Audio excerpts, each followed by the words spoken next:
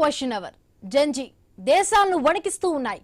బంగ్లాదేశ్లో, నేపాల్లో అల్లకల్లోలం సృష్టించిన ఉద్యమాలను లీడ్ చేసిన జంజీ మన దేశంలో ఎలాంటి ప్రభావం చూపించబోతున్నారు? రాజకీయాలను ప్రభావితం చేసే శక్తి వాళ్లకుందా? ఈ విషయం రాజకీయ పార్టీలకు, ముఖ్య నాయకులకు సైతం అర్థమైందా? క్లీన్ పాలిటిక్స్ అంటూ కొత్త ట్రెండ్ క్రియేట్ చేసిన కేజ్రీవాల్ ను కోలుకోలేని దెబ్బ కొట్టారు రాజ్యసభ సభ్యుడు రాజీవ్ చద్దా. ఆ దెబ్బ ఎలా ఉందంటే పంజాబ్ లోను ఆమ్ ఆద్మీ ప్రభుత్వం షేక్ అవుతోంది. అంతలా చాణక్యం ప్రదర్శించిన రాజీవ్ చద్దాకు జంజీ షాక్ ఇచ్చారా? 24 గంటల్లో ఇన్స్టాలో 10 లక్షల మంది ఆయన్ను అన్ఫాలో చేశారు. ఇప్పుడు ఏ రాజకీయ నాయకుడైనా, సెలబ్రిటీ అయినా తన ఫాలోయింగ్ ను సోషల్ మీడియా లెక్కల్లో చూసుకుంటారు. అలాంటిది ఒక్క రోజులో 10 లక్షల మంది వెళ్లిపోవడం మాటలు కాదు, మామూలు విషయం అస్సలే కాదు. భవిష్యత్తులో జంజీ బేస్ నిర్ణయాత్మక శక్తిగా మారుతుందా? మన దేశంలో ఇప్పుడిప్పుడే ప్రభావం చూపడం మొదలైందా? ఫ్యూచర్ లో ఎలా ఉండబోతోంది? ఒకసారి తమిళనాడు స్టేట్ కు వెళదాం. అక్కడ హీరో విజయ్ రాజకీయాల్లోకి దిగారు. మొన్న జరిగిన అసెంబ్లీ ఎన్నికల్లో అక్కడ రికార్డు స్థాయిలో 85.14% ఓటింగ్ నమోదైంది. ఇదంతా జంజీ ఎఫెక్ట్ గా చెప్పొచ్చా? ఒకప్పుడు యువత పోలింగ్ రోజున క్యూలో నిల్చుని ఓటు వేసేందుకు బద్దకించేవారు. బట్ ఇప్పుడు సిచ్యువేషన్ చాలా మారిపోయాయి. జంజీ ఆలోచన దృక్పథం పూర్తిగా వేరా. రాజకీయ నాయకులు సైతం వారికి గాలం వేసే ప్రయత్నాలు చేస్తున్నారా? తెలంగాణలో కవిత కూడా జంజీ ఓట్లపై గురిపెట్టారా? యువతకు, ఉద్యమకారులకు ఉద్యోగాలు, వ్యాపారవేత్తలను చేస్తామంటూ ఆమె ఇచ్చిన హామీ ఇందులో భాగంగా చూడొచ్చా? మొత్తంగా మన దగ్గర జంజీ హవా మొదలైందా?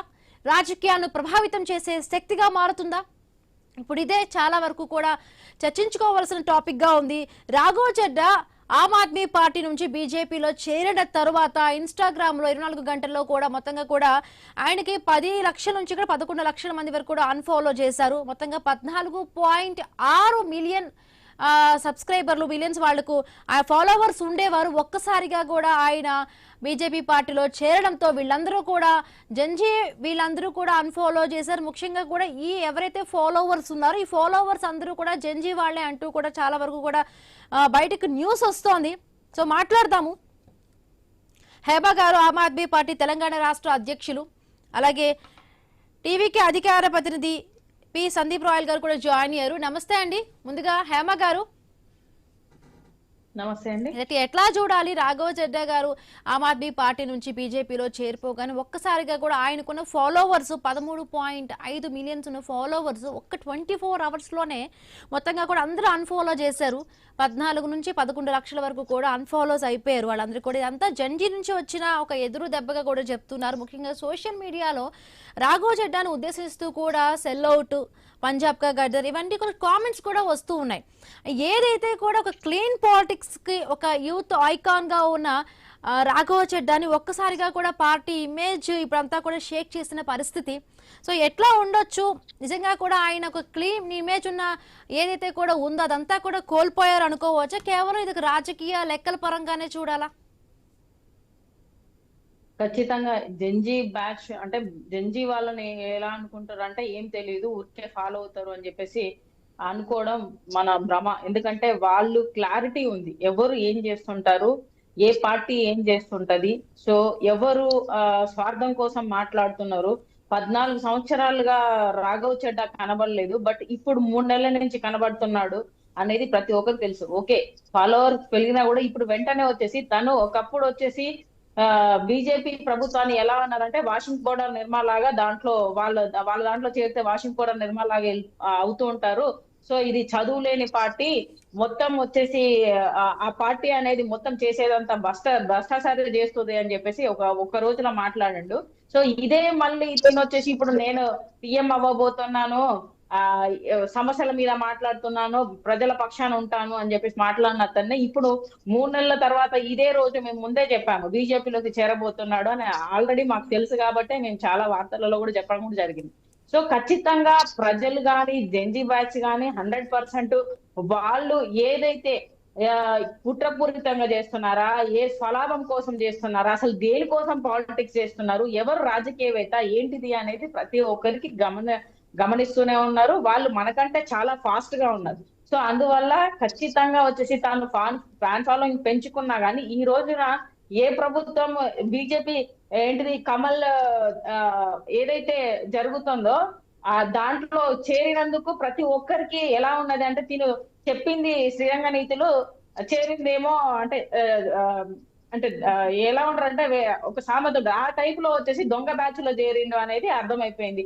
బెదిరింపులకు గానీ ఇంకేదైనా ఉన్నా గానీ ఒక పార్టీ క్లీన్ షీట్ గా ఉన్న పార్టీలో ఉండి ఈ రోజు ఓపెన్ గా మాట్లాడి ఇంత స్థాయిలో ఎదిగిన పర్సన్ 14 సంవత్సరాలుగా పార్టీ తనను చాలా ఎత్తుకు ఎదిగేలాగా చేసింది. కానీ ఈ రోజున వచ్చేసి ఒక గద్దార్ లాగా పంజాబ్ ప్రజలను వచ్చేసి ఈ రోజు మోసం చేసిన ఎవరైనా ఉన్నారు అంటే పెద్ద ఎత్తున దాంట్లో వచ్చేసి స్వార్థంగా ఆలోచించి ఈ రోజు అసలుకి పంజాబ్ ప్రజలను మోసం చేసి ఒక దేశ ద్రోహి అనాలి. ఈ రోజున పంజాబ్ ద్రోహి అలాగే దేశ ద్రోహి అంటే ప్రజలను పక్కతో పట్టించడానికి ప్రయత్నం చేస్తున్న ఈ రాఘవ్ చడ్డా చెడిపోయాడు అనే చెప్పాలి. అంటే మా పార్టీ ఏం చేసిందంటే అసలు పామును పెంచింది అని చెప్పేసి అనుకోవాలి. ఆ విధంగా ఉంది సిచ్యువేషన్. హేమ గారు, ఇంకొకటి పంజాబ్ లో కూడా ఇప్పుడు ఆమ్ ఆద్మీ పార్టీ ప్రభుత్వం చాలా వరకు కూడా ఇబ్బందుల్లో ఉన్నాయంటూ కూడా కొంత న్యూస్ వస్తోంది. నిజంగా ఇప్పుడు జంజీ ఏదైతే కూడా ఒక నిర్ణయం తీసుకొని ఇంత బ్యాక్లాష్ చేశారో, సో ఈ తాత్కాలికమైన కోపమే అనుకోవాలా, లేకపోతే వీళ్ళు ఏదైనా ఒక ప్రభుత్వాన్ని పడగొట్టే అంత ఇప్పుడు ఈ శక్తిగా కూడా ఈ జంజీ మారుతున్నారు అనుకోవచ్చా? ఇప్పుడు జెంజీ బ్యాచ్ అనే వాళ్ళు ఖచ్చితంగా వచ్చేసి చూసి ఏంటి ఎలా అనేది క్లారిటీతోని ఎవరు ఏంటి అనేది తెలియకుండా అయితే లేరు జెంజీ బ్యాచ్. అయితే పంజాబ్ లో వచ్చేసి నెక్స్ట్ ఎలక్షన్ ఉంది కాబట్టి ఈ ఇయర్ లాస్ట్ లో కానీ నెక్స్ట్ ఇయర్ ఫస్ట్ మంత్ లో కానీ ఉండే అవకాశాలు ఉంది. పంజాబ్ లో బీజేపీకి అసలుకి స్థానం లేదు, అందరికి తెలిసిన విషయమే. అదే విధంగా కాంగ్రెస్ ప్రభుత్వానికి కూడా అక్కడ స్థానం లేదు. ఏదైతే ఆ రోజున వచ్చేసి రైతుల పక్షాన నిలబడకుండా రైతులను ద్రోహులుగా ఏంటి దేశ ద్రోహులుగా ప్రకటించిన ఈ బీజేపీ ప్రభుత్వం 800 రైతులు బలిదానాలకు వచ్చేసి ఈ ప్రభుత్వం వచ్చేసి బీజేపీ ప్రభుత్వం వల్లనే జరిగింది. కాబట్టి పంజాబ్ ప్రజలకి అసలుకి బీజేపీ పార్టీ ఏంటి అని అందరికి తెలుసు. ఈ రోజున చూసుకుంటే ఒక చిన్న పిల్లగాన్ని అడిగినా గానీ మొన్న మోడీ ఒక వీడియోలో మనం అందరం చూసినాం. అసలు నేనెవరో తెలుసా అని చెప్పేసి అంటే ఓట్ చోర్ అని చెప్తున్నారు. సో చిన్న పిల్లగానికి ఎంత జ్ఞానం ఉంది? జెంజీ బ్యాచ్ అంత తెలివిగా ఉంటున్నారు. డైరెక్ట్ గా ముఖం మీదనే ఏదైతే ప్రధానమంత్రి ముఖం మీదనే మాట్లాడిన అంత తెలివి గల వాళ్ళు Gen Z batch. So Gen Z batch ని అంత తక్కువ అంచనా వేయద్దు. అలాగే వచ్చేసి ఈ రోజున వచ్చేసి ఈ రాఘవ్ చడ్డా వచ్చేసి ఈ విధంగా మాట్లాడి ఈ దొంగల ప్రభుత్వంలో చేరడాన్ని ఖచ్చితంగా జెంజీ బ్యాచ్ గమనిస్తున్నారు. అందుకే కదా ఫాలోవర్లు అందరూ వెళ్ళిపోతున్నారు. ఇంకా కొన్ని రోజులలో చూస్తే ఖచ్చితంగా చెప్తున్నాను కదా, ఒక రోజు వీళ్ళ కోసం ఏదైతే పార్టీకి ద్రోహం చేసి అసలుకి 22 సంవత్సరాలు ఉన్న ఒక పర్సన్ దేనికి పనికిరాని అంటే చదువుకున్నాడని ఒక ఉద్దేశంతోనే తనకు ఎదగడానికి ఇంత ఛాన్స్ ఇచ్చింది ఆమ్ ఆద్మీ పార్టీ. ఆమ్ ఆద్మీ పార్టీని వాడుకొని ఇంత ఎత్తుకెదిగి తల్లి పాలు తాగి రొమ్మునే గుద్దడం అంటారు కదా మన తెలుగు మన ఏమంటారు ఒక సామెత. సో ఆ విధంగా ఈ రోజు ఈ రాఘవ్ చడ్డా చేసిన దాన్ని వచ్చేసి ప్రజలందరూ గమనిస్తున్నారు. ఖచ్చితంగా ఒక రోజు పుట్టగతులు లేకుండా పోతాడని చెప్పాల్సి ఉంది. ఎందుకంటే న్యాయంగా ఉండి హెల్త్ ఎడ్యుకేషన్ మీద చేసే ఒక పార్టీని ఈ విధంగా వచ్చేసి తను వాడుకొని ఎదిగిన తర్వాత ఈ విధంగా మాట్లాడడం అనేది నిజంగా దేశద్రోహి, పార్టీ ద్రోహి, పంజాబ్ ద్రోహి. ఈయనకు అసలు ఉండే అర్హత కూడా లేదు. ఒక మనిషిగా తినని అసలు వ్యాధి చేయడం కంటే ఈయన గురించి మాట్లాడడం వేస్ట్ అని నాకు తెలిసి. రైట్ హేమ గారు, రైట్. అంటే టీవీకే విజయ్ నేను మొన్న జరిగిన ఎలక్షన్స్ లో కూడా ఒక స్ట్రాంగ్ చేంజ్ స్లోగన్ ఇచ్చారు జెంజీకి, అలాగే యువతను ఆకర్షించే విధంగా కూడా చాలా వరకు కూడా ఆయన ఫోకస్ చేశారు. కొత్తగా వచ్చే పార్టీలు ఏవైతే ఉన్నాయో ఒకటి జెంజీకి సంబంధించి కూడా కొత్తగా మేనిఫెస్టోలు ప్రకటించాలా? సో మాట్లాడదాము, చిన్న బ్రేక్ తీసుకుందాం.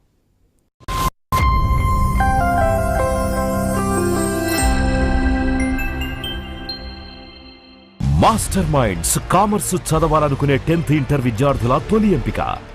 మాస్టర్ మైండ్స్ కామర్సు చదవాలనుకునే 10th ఇంటర్ విద్యార్థుల తొలి ఎంపిక. మాస్టర్ మైండ్స్ కామర్సు చదవాలనుకునే 10th ఇంటర్ విద్యార్థుల తొలి ఎంపిక.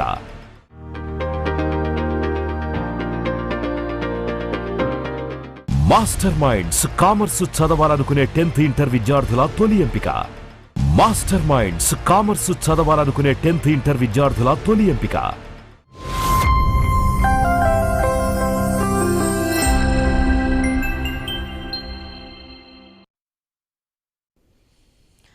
Welcome back. మొన్న జరిగిన అసెంబ్లీ ఎన్నికల్లో కూడా పశ్చిమ బెంగాల్, తమిళనాడు, కేరళ, అస్సాం మొత్తంగా కూడా ఈ స్టేట్స్ లో కూడా జెన్జీ అండర్ 40 వరకు ఉండే యువత ఎవరైతే ఉన్నారో వాళ్ళందరూ కూడా చాలా వరకు కూడా ఎన్నికల్లో ఓట్లేశారు, ప్రభావితం చేశారంటూ కూడా చాలా వరకు వస్తోంది. ఓటర్లు యువత టర్నౌట్ చాలా వరకు పెరిగిన సిచ్యువేషన్. సో ఇక తమిళనాడు స్టేట్ కి వెళదాము. మొన్న చూసాం టీవీకే విజయ్ జరిగిన ఎలక్షన్స్ లో కూడా చేంజ్ స్లోగన్ తో కూడా చాలా వరకు కూడా ఆయన యువతను ఆకర్షించారు. జెన్జీ ఉమెన్ కు ఫోకస్ చేసే విధంగా కూడా ఆయన మాట్లాడారు.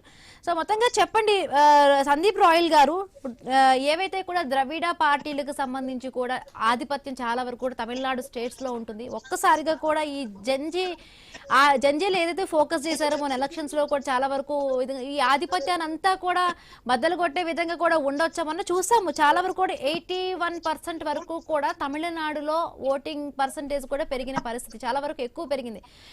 మీరు మొత్తంగా మీకు టీవీకే పార్టీకి సంబంధించి కూడా ఆయనకి చాలా ఫ్యాన్ బేస్ ఉంది, జెన్జీ ఫాలోవర్స్ ఉన్నారు. వీళ్ళందరూ కూడా ఆ ఓటర్లందరూ కూడా టీవీకే పార్టీకి ఓటు వేశారు అనుకుంటున్నారా? ఖచ్చితంగా మేడం. ముందుగా ఐ న్యూస్ యజమానికి మా హృదయపూర్వక నమస్కారాలు. మా పార్టీ ఎలక్షన్ లో పోటీ చేసినప్పుడు ముఖ్యంగా మేము ఎక్కువ మిగతా ఏఐడిఎంకే కంటే డిఎంకే పార్టీ కంటే ఎక్కువ సీట్లు ఇచ్చింది కూడా యువతకి మా టీవీకే పార్టీనే. మహిళలకు కూడా ఆల్మోస్ట్ 28 మందికి పైగా మహిళలకు కూడా సీట్లు ఇచ్చింది కూడా విజయ్ గారే. మీరు చూసింటారు, ఎప్పుడు కూడా తమిళనాడు చరిత్రలో 75 కంటే ఎక్కువ పోలింగ్ జరిగిన దాఖలాలు లేవు. అలాంటిది ఫస్ట్ టైం 85% పోలింగ్ దాటింది. దాని ప్రభావం ఏంటంటే ఖచ్చితంగా యువత అనేది చాలా తండోపతండాలుగా వచ్చారు. వాళ్ళు రావడమే కాకుండా వాళ్ళ ఇంట్లో కుటుంబ సభ్యులను కూడా ఓటింగ్ తెచ్చి వాళ్ళందరూ కూడా టీవీ పార్టీకి ఓటు వేశారని కూడా మేము విశ్వసిస్తున్నాం. ఎందుకంటే మా విజయ్ గారు పార్టీ పెట్టినప్పటి నుంచి కూడా యువతకి అన్ని విధాలుగా పార్టీలోను వాళ్ళకి అన్ని విధాలుగా పదవులు ఇచ్చారు. వాళ్ళకి ఎలక్షన్ మేనిఫెస్టోలో కూడా అన్ని రకాలుగా వాళ్ళకి రేపు భవిష్యత్తులో ఎలాంటి ప్రయోజనాలు చేకూరుతాయి అలాంటి హామీలు ఇచ్చారు. యువత కూడా తమిళనాడు యువత ముఖ్యంగా మార్పు కోరుకుంటుంది. మేము ఇంతకు ముందు కూడా చెప్పాము ఐ న్యూస్ లో, తమిళనాడులో రెండు రకాలుగా ఓటింగ్ ఉంటది. ఒకటి ప్రభుత్వ వ్యతిరేక ఓటు, 2 బీజేపీ వ్యతిరేక ఓటు. ఈ 2 ఓట్లను కూడా యువత చాలా బలంగా విజయ్ గారికి వేయడం వల్లే ఆ పోలింగ్ అనేది చాలా 85% కి రీచ్ అయ్యి తమిళనాడు చరిత్రలోనే రికార్డు సృష్టించింది. అంతేకాకుండా చాలా మంది కూడా టీవీకే పార్టీని ఫస్ట్ నుంచి సార్ పార్టీ పెట్టినప్పుడు కూడా చాలా మంది కూడా 5 సీట్లు వస్తాయి, 2 సీట్లు వస్తాయి, 3 సీట్లు వస్తాయి అన్నోళ్ళు ఒక్కసారి పోలింగ్ చూసి చివరికి తెలుగు మీడియా కూడా పూర్తిగా ఒకప్పుడు వ్యతిరేకంగా మాట్లాడేవాళ్ళు. ఈ రోజు తెలుగు మీడియా కూడా చివరికి విజయ్ కింగ్ మేకర్ అవ్వబోతున్నారని చెప్తున్నారు. మేము ఈరోజు గంటాపదంగా చెప్తున్నాము, 150 సీట్ల పైనే టీవీకే పార్టీ సాధించబోతుంది. అందులో యువత చాలా ప్రాముఖ్యతతో కూడిన వాళ్ళు ఓట్లు వేయడం వల్ల మా టీవీకే పార్టీకి చాలా బలం చేకూరింది.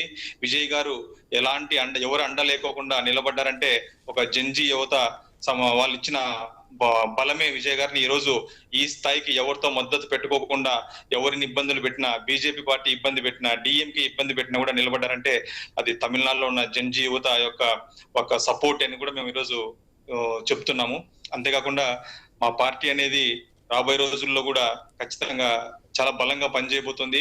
అంతేకాకుండా మీకు ఒకటి చెప్పాలి, ఎలక్షన్ ప్రచారంలో యువత అంతా కూడా విజయ్ గారిని ఆశించడానికి ఒక కారణం ఉంది. విజయ్ గారు చాలా స్పష్టంగా చెప్పారు కన్యాకుమారిలో, తమిళనాడు కేంద్రంగా జెన్జీ యువతని సౌత్ ఇండియా మొత్తం, నా పరిధిలో ఉన్న సౌత్ ఇండియా మొత్తం కూడా నేను లీడర్లుగా తయారు చేస్తానని కూడా ఆయన గంటాపదంగా చెప్పడం జరిగింది. యువత అంతా కూడా పెద్ద విజయ్ గారికి మద్దతుగా తెలిపారండి. అంటే జనరల్ గా కూడా ఇప్పుడు జెన్జీ అనగానే ఇన్ఫ్రాస్ట్రక్చర్, మహిళల భద్రత, ఇంకొకటి ట్రాన్స్పరెన్సీ కావాలని కూడా డిమాండ్ చేస్తూ ఉంటారు. సో ఈ జెన్జీని ఆకట్టుకోవడానికి ఇప్పుడు కొత్తగా వచ్చిన టీవీకే పార్టీ కానీ, ఇటు తెలంగాణలోని కవిత గారి మొత్తగా నిన్న స్టార్ట్ అయింది తెలంగాణ రాష్ట్ర సమితి, టీఆర్ఎస్ పార్టీకి సంబంధించి కూడా అంటే యువతను ఆకట్టుకోవడానికి, ఈ జెన్జీని ఆకట్టుకోవడానికి కొత్తగా ఇలాంటి వాళ్ళకి అనుగుణంగా తగ్గట్టుగా కూడా ఈ మేనిఫెస్టోలు ఏవైనా కూడా కొత్తగా రూపొందించాలంటారా? 100% మేడం. ఆల్రెడీ మేము అవి రూపొందించాం కాబట్టి తమిళనాడు యువత మొత్తం అంతా కూడా విజయ్ గారి వైపు, టీవీకే పార్టీ వైపు నచ్చింది. ఎందుకంటే వాళ్ళకి ఎలాంటి ఎలాంటి వడ్డీ లేకోకుండా వాళ్ళకి 25 లక్షల రూపాయలు సంబంధించి ఇన్ఫ్రాస్ట్రక్చర్ వాళ్ళు డెవలప్ చేసుకోవడానికి రుణాలు అందిస్తామని చెప్పారు. చదువుకునే వాళ్ళకి నగదు ప్రోత్సాహకాలు అందిస్తామన్నారు. ట్రాన్స్పరెన్సీ గవర్నమెంట్ నడిపిస్తామని చెప్పారు. మహిళలకు ఎంతో పెద్ద ఎత్తున పథకాలు ఇచ్చారు. అంతకు మించి ఏ పార్టీ అయినా అధికారంలోకి వచ్చిన తర్వాత పథకాలు ఇస్తారు కానీ యువతకి రాజకీయ అవకాశాలు ఇవ్వరు. అది మనం ఫస్ట్ నుంచి చూస్తున్నాం. ఎలక్షన్ల వరకు యువతకు అవకాశం ఇస్తామంటారు, ఎలక్షన్ల తర్వాత ఎవరు. అలాంటిది విజయ్ గారు ఫస్ట్ టైం 30% అబౌవ్ యువతకి, తమిళనాడులో యువతకి ఎమ్మెల్యే టికెట్ ఇచ్చారు. వాళ్ళందరూ సామాన్యులు. మీరు చూడబోతున్నారు రేపు రబ్బర్ చెప్పులు వేసుకునే కూడా రేపు తమిళనాడులో అసెంబ్లీ ఎక్కబోతున్నారు. అదంతా జంజీ యువత గ్రహించింది కాబట్టి విజయ్ గారిపై చాలా బలమైన నమ్మకంతో ఆయనకు ఓటు వేయడానికి వాళ్ళు రావడమే కాకుండా వాళ్ళ కుటుంబ సభ్యులను కూడా మార్నింగ్ 9 o'clock నుంచి కూడా ఈవినింగ్ 6 వరకు కూడా వాళ్ళు చాలా బలంగా మద్దతు తెలిపారండి. ఎస్, మనం మాట్లాడుతున్నాం ఆ గ్యాప్ లోనే కూడా మనోజ గారు, తెలంగాణ రాష్ట్ర సేన అధికార ప్రతినిధి, ఆవిడ కూడా జాయిన్ అయ్యారు. మనోజ గారు, నిన్న చూసాము కవిత గారు పార్టీ పెట్టారు, తెలంగాణ రాష్ట్ర సేన అంటూ కూడా చెప్పారు. చాలా వరకు కూడా యువతను ఆకర్షించే విధంగా కూడా బీఆర్ఎస్ పార్టీలో చాలా వరకు కూడా యువ నాయకులకి, యువతకి పెద్దగా అవకాశాలు లేవు. మా పార్టీలో మేము అందరికీ ఇవ్వబోతున్నాము, సమస్యలపై పోరాడతామంటూ కూడా ఒకవైపు అటు బీఆర్ఎస్ పార్టీ కేసీఆర్ గారిని టార్గెట్ చేస్తూనే చాలా వరకు ఈ ప్రాధాన్యం ఇస్తూ కూడా ఒక 5 మేనిఫెస్టోకి సంబంధించి కూడా చాలా వరకు కూడా ఇచ్చారు. ఎంత వరకు కూడా ఇవన్నీ జంజీ కానీ యువత కానీ మీ పార్టీ వైపు తిరిగే విధంగా ఉన్నాయి అనుకుంటున్నారు? ఎలాంటి ఫలితాలు ఇస్తాయి అనుకుంటున్నారు? ముందుగా గుడ్ ఆఫ్టర్నూన్ అండి మీకు, అలాగే ప్యానెల్ మెంబర్స్ కి. ఏదైతే కవితక్క గారు బాగా ఆలోచించి, మేము ముందు నుండి కూడా చెప్తున్నాం, బీఆర్ఎస్ పార్టీలో యువతకు ప్రాధాన్యత లేదు అని చెప్తున్నాం. మేము ఎప్పుడైతే మొన్న జీవన్ రెడ్డి గారిని మన జగిత్యాల నుండి జాయిన్ చేసుకున్నప్పుడు అప్పుడు కూడా కవితక్క గారు చెప్పడం జరిగింది, యువత ఏమైనరు, యువ నాయకులకి మీరు ఎందుకు ప్రాధాన్యత ఇస్తలేరు, ఎందుకు అవకాశాలు కల్పిస్తలేరు అని ముందు నుండి కూడా క్వశ్చన్ చేస్తూనే ఉన్నాం. మెయిన్ గా వాళ్ళ బాధ ఏంటంటే యువకులకి అవకాశం ఇస్తే, కొత్త రక్తానికి వాళ్ళ అవకాశం ఇస్తే ప్రశ్నిస్తారు తప్పులని, ఎందుకంటే వీళ్ళు చేస్తున్న తప్పులని ఎండగడతారు అని చెప్పేసి ఎప్పుడు వాళ్ళని యువతకు అవకాశాలు అనేది పాలిటిక్స్ లో లేకుండా చేస్తున్నారు. ప్రధాన పార్టీలు ఏవి తీసుకున్నా కూడా ఇప్పుడు ఈ స్టేట్ లో ఉన్న 3 ప్రధాన జాతీయ పార్టీలను తీసుకున్నప్పటికీ అవి 3 కూడా ఎప్పుడు కూడా యువతకి ప్రాధాన్యత ఇస్తలేరు. అందుకే కవితక్క గారు యువతకి ప్రాధాన్యత ఇవ్వడం కోసం, మహిళలకి ప్రాధాన్యత ఇవ్వడం కోసం, సామాజిక వర్గానికి ఎస్సీ, బీసీ, మైనార్టీ వర్గాల కోసం, సంబంధ వర్గాల కోసం సర్వోదయ తెలంగాణ సాధించడం కోసం మా పార్టీ పుట్టింది, తెలంగాణ రాష్ట్ర సేన. రేపు రాబోయే రోజుల్లో తెలంగాణ ప్రజా గొంతుకై తెలంగాణ కోసం పనిచేస్తాము. అన్ని వర్గాల ప్రజలకు అవకాశం కల్పించడము, మహిళలకు ప్రాధాన్యత ఇవ్వడం, యువతకు ప్రాధాన్యత ఇవ్వడం మా ఎజెండాతో ముందుకు పోతున్నాం. ఎస్, హేమ గారు, మనం చూసాము మన పక్క దేశాల నుండి బంగ్లాదేశ్ కానీ నేపాల్లో కానీ జంజీ యొక్క ప్రొటెస్ట్లు ప్రభుత్వాన్ని అక్కడ కూల్చేసిన పరిస్థితి. బట్ ఇలాంటి జంజీ హవా మన భారతదేశం చాలా వరకు కూడా, అంటే ఇక్కడ భారతదేశంలో డెమోక్రసీ ఉంటుంది, డెమోక్రసీ కలిగిన మన భారతదేశంలో కూడా ఈ జంజీల యొక్క ప్రభావం రాజకీయాల్లో ఇంపాక్ట్ చూపిస్తుంది అనుకుంటున్నారా? కంపల్సరిగా చూపెడుతుంది. కానీ జంజీ బ్యాచ్ ని మనం అంత తక్కువ అంచనా వేయడానికి లేదు. ఎందుకంటే ఈ రోజున యూత్ ని ఎలా ఫాలో అవుతారో, వాళ్ళ మాటలకు ఎలా అట్రాక్ట్ అవుతారో, అదే విధంగా వాళ్ళు చేసే చేష్టలకు కూడా ఖచ్చితంగా వెంటనే అట్రాక్ట్ అవుతారు. దాన్ని వాళ్ళు ఖండిస్తూ ఉంటారు. సో ఖచ్చితంగా జంజీ బ్యాచ్ అనేది ఫ్యూచర్ 100% వర్కౌట్ ఉంటుంది.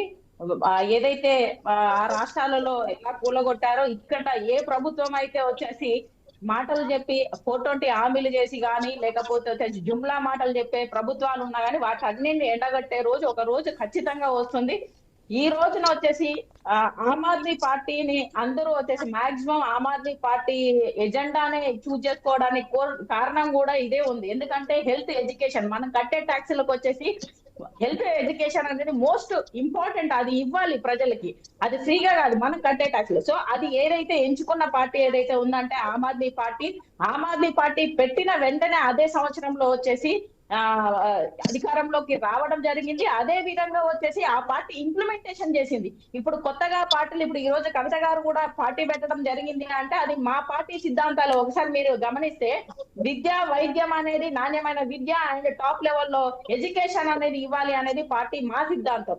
అదే విధంగా వచ్చేసి రైతుల భరోసా అనేది మా సిద్ధాంతం. సో ఈ రోజు ఖండోతో పాటుగా మీ సిద్ధాంతాలు మీ మేనిఫెస్టోని కాపీ కొట్టారంటారా? 100% అండి, ఖచ్చితంగా. ఎందుకంటే ఈ రోజు మా కండవా కూడా వచ్చేసి blue colour and yellow colour and green. So ఇదే ఖచ్చితంగా అన్ని మా పార్టీకి సంబంధించినవే ఉన్నాయి. ఎందుకంటే తను పెట్టగానే అధికారంలోకి వచ్చాడు. ఇంప్లిమెంటేషన్ చేసిన ఏదైనా పార్టీ ఉన్నది అంటే ఇప్పటిదాకా దేశంలో అది ఆమ్ ఆద్మీ పార్టీ మాత్రమే. అందుకే కదా ఆ రోజు బస్సు అక్కడ ఫ్రీగా పెట్టారు కదా అని చెప్పేసి ఈ రోజు 420 హామీలు ఇచ్చుకుంటే ఈ రేవంత్ రెడ్డి గారు కదా ఇక్కడ తీసుకొచ్చి, కానీ అక్కడ ఇంప్లిమెంటేషన్ ఏ విధంగా చేశారు కదా దాన్ని కరెక్ట్ గా ఇక్కడ ఇంప్లిమెంటేషన్ చేయలేకపోయారు. అది మగవాళ్ళ జోబులో నుంచి కొట్టి మళ్ళీ ఆడవాళ్ళకి ఇచ్చుకుంటా ఈ రోజున ఆర్టీసీ వాళ్ళని కూడా మోసం చేసుకుంటూ, ఏదైతే ఆ రోజు కేసీఆర్ గారు వచ్చేసి అన్యాయం చేశారు, 55 మందిని వచ్చేసి బలిదానం చేసినా కానీ ఆ రోజుకి వచ్చేసి ఆర్టీసీని వచ్చి ప్రభుత్వంలో విలీనం చేయలేదు.